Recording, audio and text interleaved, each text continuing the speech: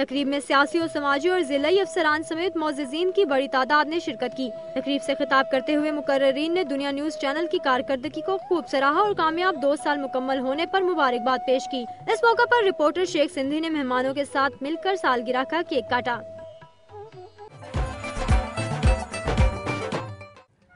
ناظرین، صبح سندھ سے موصول ہونے والی رپورٹس آپ نے ملاحظہ کی۔ اب آپ کو لیے چلیں گے صبح بلوچستان کی دنیا میں، نظر ڈالتے ہیں بلوچستان سے موصول ہونے والی چند رپورٹس پر۔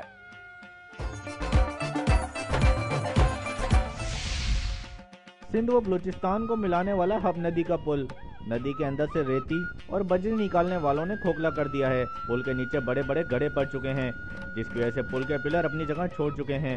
انجینئرنگ کے شعبے سے تعلق رکھنے والے ماہرین کے مطابق پل پر سے جس طرح کی ہیوی ٹریفک گزر رہی ہے، اس کے باعث کسی بھی وقت یہ پل زمین بوس ہو سکتا ہے اور کسی بھی وقت کوئی بڑا حادثہ رونما ہونے کا خدشہ ہے۔ اس پل کی اہمیت کا اندازہ اس بات سے لگایا جا سکتا ہے کہ کراچی پورٹ سے نیٹو کی سپلائی کے علاوہ سینٹرل ایشیا کے ممالک کو ملانے والی آسڑی شاہراہ پر چلنے والی ٹریفک اس واحد پل کے ذریعے ہی آتی اور جاتی ہے، جبکہ ہب، ویندر، اتھل اور گڈانی کے صنعتی علاقوں کی ٹریفک کے لیے بھی یہ پل واحد ذریعہ ہے۔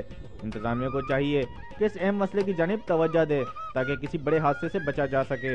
ذیشان کمبو، دنیا نیوز، ہب، لسبیلا۔ اور ناظرین، اب ایک نظر میں جائزہ لیں گے صوبہ بلوچستان کی چند خبروں کا۔ گورنمنٹ ٹیچرز ایسوسی ایشن کے صوبائی صدر محمد نواز جتک نے کہا ہے کہ آغاز حقوق بلوچستان ایک سیاسی رشوت ہے اور ہماری ترجیح ہوگی کہ آغاز حقوق بلوچستان کے تحت بھرتی ہونے والے اساتذہ کو مستقل کیا جائے۔ دوبارہ کامیابی اس بات کا ثبوت ہے کہ ہم اپنے حقوق کے حصول کے لیے ایک ہیں۔ نصیر آباد سے اغوا ہونے والے ٹیچر کو جلد بازیاب کیا جائے۔ گورنمنٹ ٹیچر ایسوسی ایشن کے صوبائی صدر محمد نواز جتک نے کہا ہے کہ آغاز حقوق بلوچستان ایک سیاسی رشوت ہے۔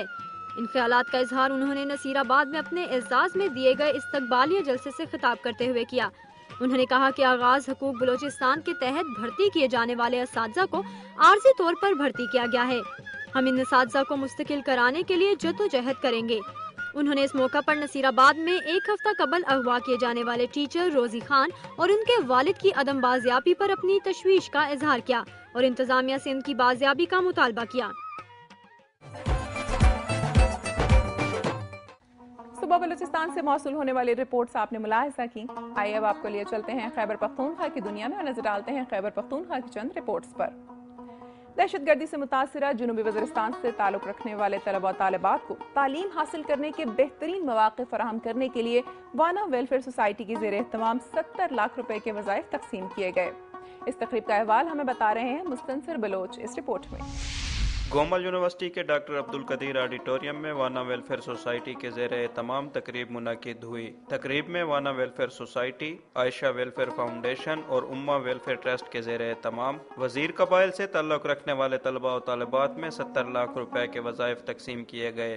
تقریب کے مہمان خصوصی vice chancellor Gomal university doctor Mansoor Akbar Kundi تھے، جبکہ سینیٹر صالح شاہ، ڈاکٹر ببری گل وزیر اور ان کی اہلیہ مسز ڈونی، ڈاکٹر بادشاہ جان وزیر اور ان کی اہلیہ عائشہ وزیر، سعید خان وزیر اور پروفیسر محمد اقبال نے بھی خصوصی طور پر شرکت کی۔ تقریب سے خطاب کرتے ہوئے مقررین نے وانا ویلفیئر سوسائٹی کی کاوشوں کو سراہتے ہوئے کہا کہ جنوبی وزیرستان میں تعلیم و صحت کی سہولتوں کی فراہمی ناگزیر ہے، تاہم نقل کے رجحان کی حوصلہ شکنی کی جائے۔ اس موقع پر وانا ویلفیئر سوسائٹی کے صدر زیر محمد وزیر نے اپنی تنظیم کی کارکردگی پر روشنی ڈالتے ہوئے کہا کہ اس تنظیم کے زیر اہتمام 300 بچوں کو مفت تعلیم فراہم کی جا رہی ہے۔ علاقے میں بلڈ بینک قائم کیا گیا ہے اور بہت جلد عائشہ کالج اور ڈسپنسری بھی قائم کی جائے گی۔ کیمرامین فراد علی فاروق کے ساتھ مستنصر بلوچ، دنیا نیوز، ڈیرہ اسماعیل خان۔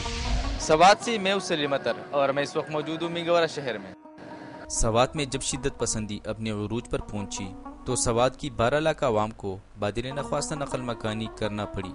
نقل مکانی کے دوران ملک بھر کے عوام نے سواتی عوام کی ہر ممکن مدد کی۔ کامیاب آپریشن کے بعد جب سواتی عوام اپنے گھروں کو واپس لوٹے تو انہوں نے نئی زندگی کی شروعات کی۔ شدت پسندی کے مارے عوام اب سنبھلے بھی نہیں تھے کہ سیلاب نے ان کی زندگیوں میں طوفان برپا کر دی۔ ماضی قریب کی طرح اس بار بھی ملک بھر کے عوام نے اپنے سوادی بھائیوں کی دل کھول کر مدد کی۔ ملک بھر کے عوام کی طرح Gadoon working focus grammar school کے طلباء نے بھی سوات کے ورکنگ فوکس گرامر اسکول کے طلباء کی مدد کے لیے چندہ اکٹھا کیا، جو انہوں نے سوات آ کر ورکنگ فوکس گرامر اسکول کی متاثرہ طلبہ میں تقسیم کیا۔ Gadoon working focus grammar school کی طلبہ کا سوات کی متاثرہ طلبہ کے لیے امداد دینا اس بات کا ثبوت ہے کہ مشکل کی اس گھڑی میں تمام پاکستانی ایک ہے۔ کیمرہ مین انور رنجون کے ساتھ سلیم اطہر، دنیا نیوز، منگورہ، سوات۔ اور ناظرین اب باری ہے خیبر پختونخوا کی چیدہ خبروں کی، آئے دیکھتے ہیں۔ آپریشن راہ نجات کے متاثرین کے اپنے علاقوں کو واپسی کے انتظامات مکمل کر لیے گئے ہیں۔ متاثرین جنوبی وزیرستان کے اپنے علاقوں کو واپسی دسمبر کے پہلے ہفتے میں ہوگی۔ پولیٹیکل انتظامیہ کا کہنا ہے کہ اس مقصد کے لیے رجسٹریشن کا عمل ڈیرہ اسماعیل خان اور ٹانک میں دوبارہ شروع کر دیا گیا ہے۔ رجسٹریشن کے بعد آئی ڈی پیز کو سہولیاتی کارڈ جاری کیا جائے گا۔ اس کارڈ کے بغیر کسی بھی شخص کو جنوبی وزیرستان واپسی کی اجازت نہیں ہوگی۔ پولیٹیکل انتظامیہ کا کہنا ہے کہ آئی ڈی پیز کو واپسی کے لیے ٹرانسپورٹ اور اشیاء خورنوش حکومت کی طرف سے فراہم کی جائیں گی۔ ٹانک کے متعدد علاقے پینے کے صاف پانی سے محروم ہیں۔ مکین بارشوں، ندی نالوں اور جوہڑوں کا پانی پینے پر مجبور ہیں۔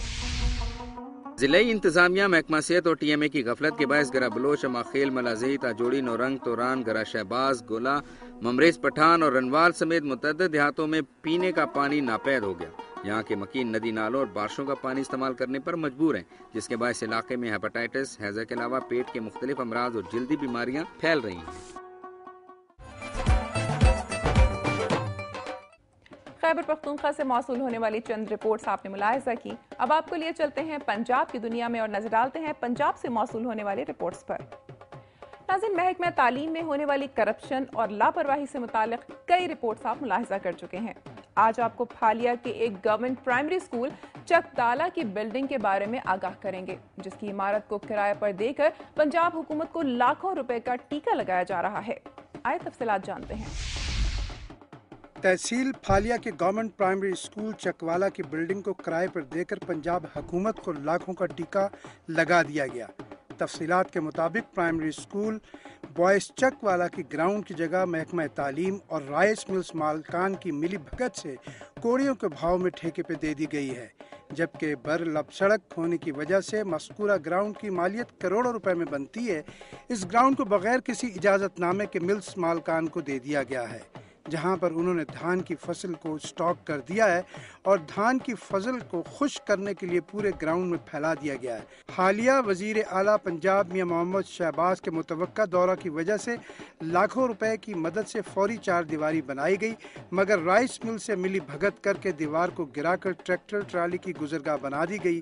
اسکول کے بچے اس سرد موسم میں کمروں کے اندر پڑھنے اور کھیلنے پر مجبور ہو گئے ہیں، جبکہ مونجی کی بوریاں ہزاروں کی تعداد میں دھوپ میں رکھ دی گئی ہیں، جہاں پر رائس ملز کے مزدور کام میں مصروف رہتے ہیں۔ جب اس سلسلے میں اسکول کے ہیڈ ماسٹر نذیر احمد تارڑ سے پوچھا گیا تو وہ کوئی تسلی بخش جواب نہ دے سکے۔